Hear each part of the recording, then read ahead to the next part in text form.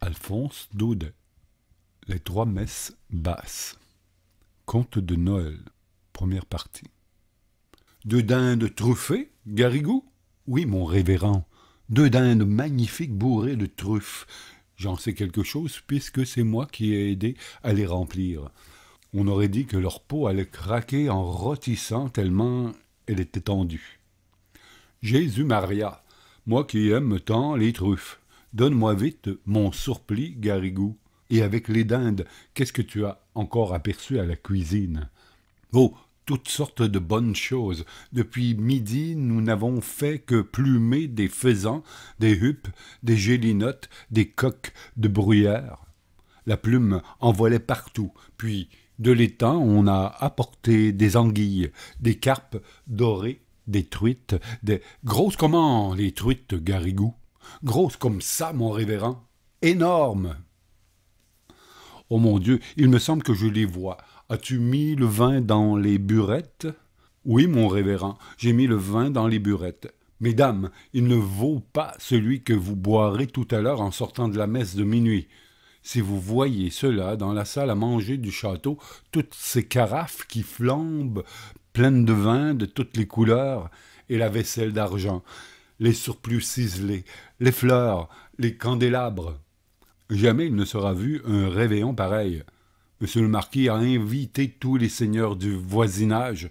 Vous serez au moins 40 à table, sans compter le bailli et le tabellion. Ah, vous êtes bien heureux d'en être, mon révérend.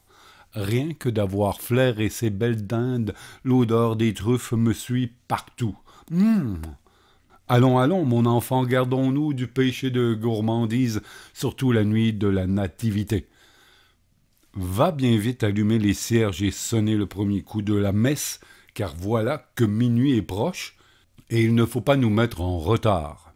Cette conversation se tenait une nuit de Noël de l'an de grâce 1600 étant, entre le révérend Don Balaguer, ancien prieur de Barnabite, présentement chapelain gagé des cires de trinquelage, et son petit clerc Garrigou, ou du moins ce qu'il croyait être le petit clerc Garrigou, car vous saurez que le diable, ce soir-là, avait pris la face ronde et les traits indécis du jeune sacristain pour mieux induire le révérend père en tentation et lui faire commettre un épouvantable péché de gourmandise. Donc, pendant que soi-disant Garrigou faisait à tour de bras carillonner les cloches de la chapelle seigneuriale, le révérend achevait de revêtir sa chasuble dans la petite sacristie du château. Et l'esprit déjà troublé par toutes ces descriptions gastronomiques, il se répétait à lui-même en s'habillant des dindes rôties, des carpes dorées, des truites grosses comme ça. Dehors, la musique de la nuit soufflait en éparpillant la musique des cloches et, à mesure, des lumières apparaissaient dans l'ombre au flanc du mont Ventoux, en haut duquel s'élevaient les vieilles tours de triquelage. C'étaient des familles de métayers qui venaient entendre la messe de minuit au château. Ils grimpaient la côte en chantant par groupes de 5 ou 6, le père en avant, la lanterne en main, les femmes enveloppées dans leurs grandes mantes brunes où les enfants se serraient et s'abritaient. Malgré l'heure et le froid, tout ce brave peuple marchait allègrement, soutenu par l'idée qu'au sortir de la messe, il y aurait, comme tous les ans, table mise pour eux en bas dans les cuisines. De temps en temps, sur la rude montée, le carrosse d'un seigneur, précédé de porteurs de torches, faisait miroiter ses glaces au clair de lune, ou bien une mule trottait en agitant ses sonnailles, et, à la lueur des falots enveloppés de brume, les métayers reconnaissaient leur bailli et le saluaient au passage. « Bonsoir, bonsoir, maître Hanorton. »« Bonsoir, bonsoir, mes enfants. » La nuit était claire, les étoiles avivées de froid, la bise piquait et le fin grésil glissant sur les vêtements sans les mouiller gardait fidèlement la tradition des Noëls blancs de neige. Tout en haut de la côte, le château apparaissait comme le but, avec sa masse énorme de tours, de pignons, le clocher de sa chapelle montant dans le ciel bleu-noir, et une foule de petites lumières qui clignotaient, allaient, venaient, s'agitaient à toutes les fenêtres et ressemblaient sur le fond sombre du bâtiment aux étincelles courant dans les cendres de papier brûlé.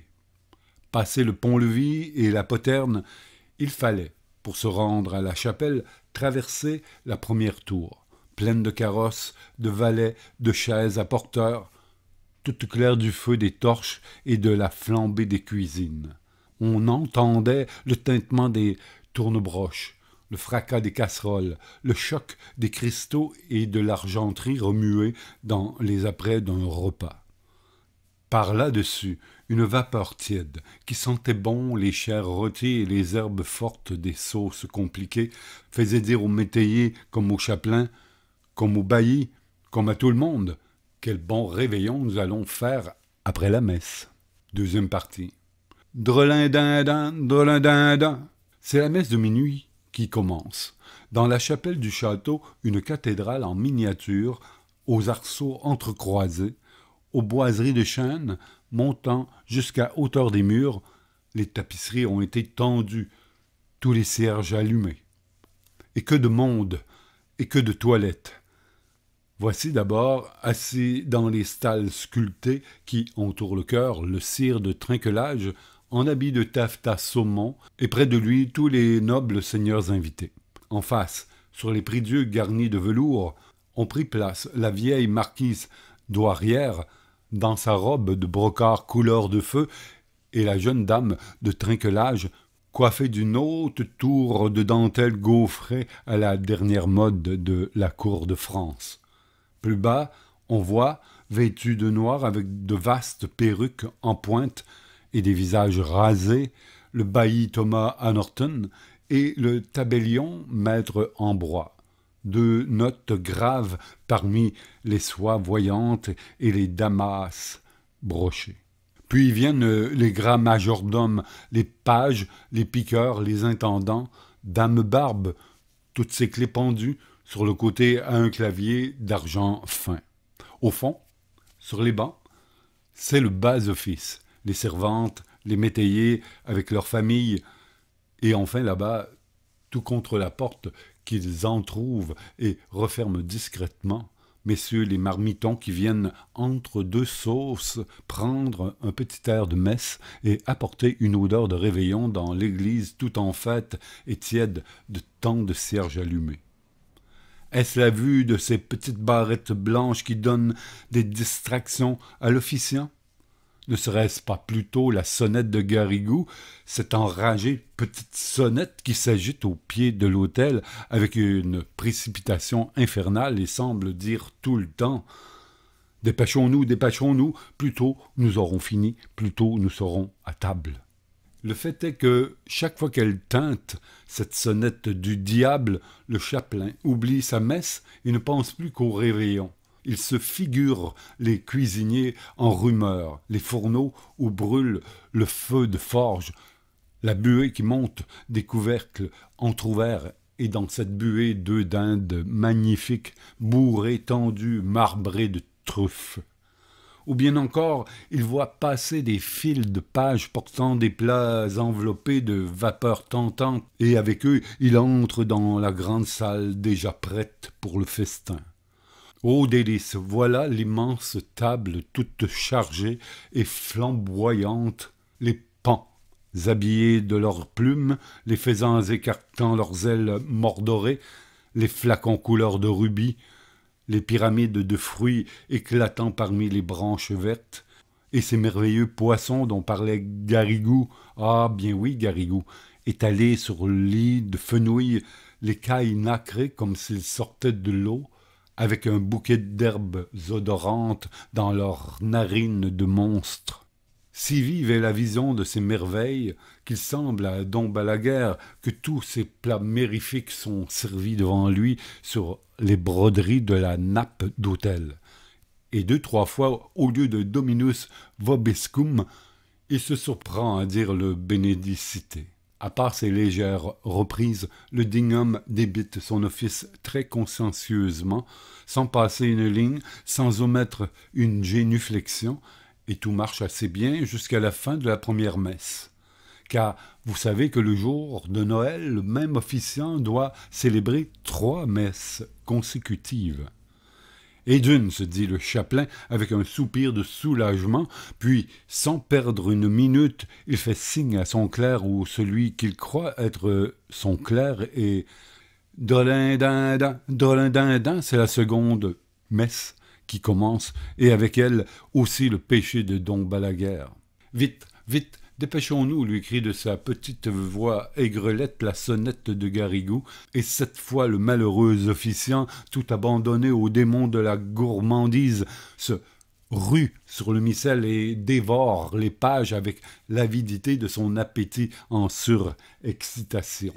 Frénétiquement, il se baisse, se relève, esquisse les signes de croix, les génuflexions, raccourcit tous ses gestes pour avoir plus tôt fini. À peine s'il étend ses bras à l'Évangile, s'il frappe sa poitrine au confiteor. Entre le clerc et lui, c'est à qui bredouillera le plus vite. Versets et réponses se précipitent, se bousculent. Les mots à moitié prononcés, sans ouvrir la bouche, ce qui prendrait trop de temps, s'achève en murmures incompréhensibles. Oremus mea culpa bababa. Pareil à des vendangeurs pressés foulant la raison de la cuve, tous deux barbotent dans le latin de la messe en envoyant des éclaboussures de tous les côtés. « Dom, scum » dit Balaguer. « Stutuo » répond Garrigou. Et tout le temps, la damnée petite sonnette est là qui tinte à leurs oreilles, comme ces grelots qu'on met aux chevaux de poste pour les faire galoper à la grande vitesse. Pensez que de ce train-là, une messe basse est vite expédiée. Et de deux, dit le chapelain, tout essoufflé, puis, sans perdre le temps de respirer, rouge, suant, il dégringole les marches de l'autel et drolindindin, c'est la 3e messe qui commence. Il n'y a que quelques pas à faire pour arriver à la salle à manger, mais hélas, à mesure que le réveillon approche, l'infortuné Balaguer se sent pris d'une folie d'impatience et de gourmandise.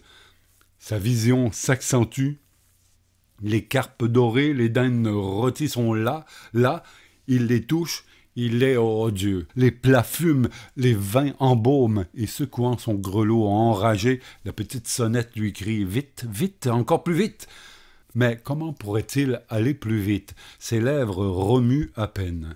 Il ne prononce plus les mots, à moins de tricher tout à fait le bon Dieu et de lui escamoter sa messe. De tentation en tentation, il commence par sauter un verset, puis 2. Puis l'épître est trop longue.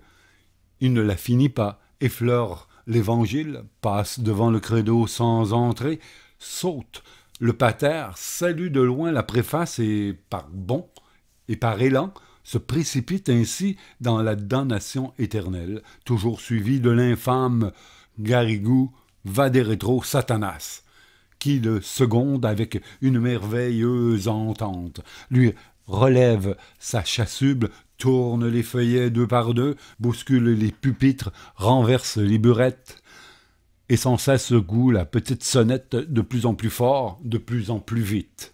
Il faut voir la figure effarée que font tous les assistants, obligés de suivre à la mimique du prêtre cette messe dont ils n'entendent pas un mot.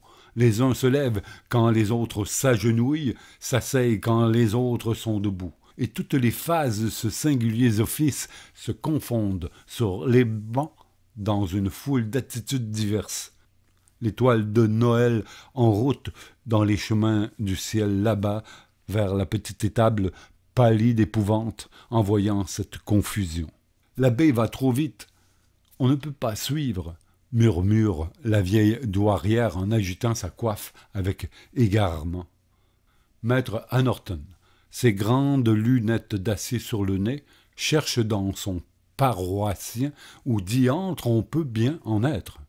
Mais au fond, tous ces braves gens qui, eux aussi, pensent à réveillonner, ne sont pas fâchés que la messe aille ce train de poste, et quand Don Balaguer, la figure rayonnante, se tourne vers l'assistance en criant de toutes ses forces « Ite missa het », il n'y a qu'une voix dans la chapelle pour lui répondre un Deo gratias, si joyeux, si entraînant qu'on se croirait déjà à table au premier toast du réveillon. Partie 3.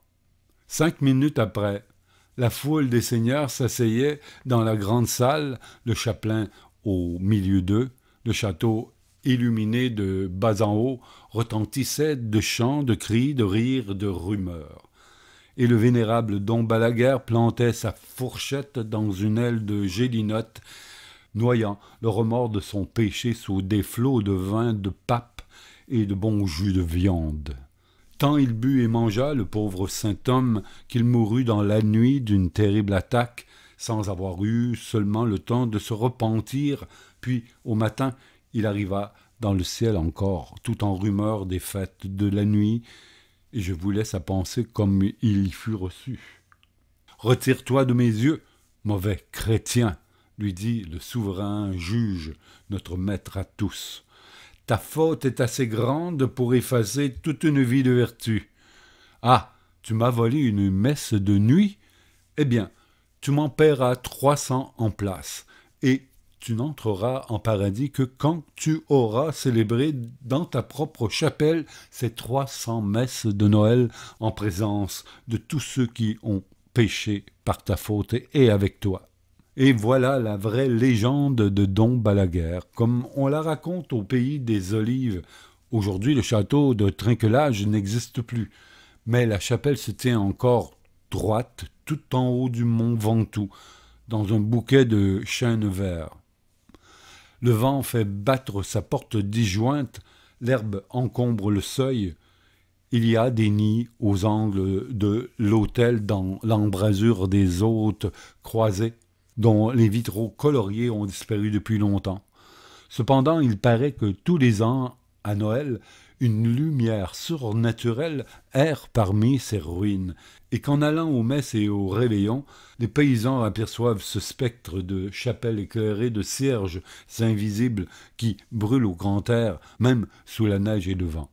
Vous en rirez si vous voulez, mais un vigneron de l'endroit nommé Garrigue, sans doute un descendant de Garrigou, m'a affirmé qu'un soir de Noël, se trouvant un peu en ribote, il s'était perdu dans la montagne du côté de Trinquelage, et voici ce qu'il avait vu. Jusqu'à 11 heures, rien, tout était silencieux, éteint, inanimé. Soudain, vers minuit, un carillon sonna tout en haut du clocher, un vieux carillon qui avait l'air d'être à 10 lieues. Bientôt, dans le chemin qui monte, Garrigue vit trembler des feux, s'agiter des ombres indécises. Sous le porche de la chapelle, on marchait, on chuchotait. « Bonsoir, maître Norton. Bonsoir, bonsoir, mes enfants. » Et quand tout le monde fut entré, mon vigneron, qui était très brave, s'approcha, regardant par la porte cassée, eut un singulier spectacle. Tous ces gens qu'il avait vus passer étaient rangés autour du chœur, dans la nef en ruine, comme si les anciens bancs existaient encore. De belles dames en brocart, avec des coiffes de dentelle, des seigneurs chamarrés du haut en bas, des paysans en jaquettes fleuries, ainsi qu'en avaient nos grands-pères, tous l'air vieux, fanés, poussiéreux, fatigués. De temps en temps, des oiseaux de nuit, hôtes habituels de la chapelle, réveillés par toutes ces lumières, venaient rôder autour des cierges, dont la flamme montait droite et vague, comme si elle avait brûlé derrière une gaze.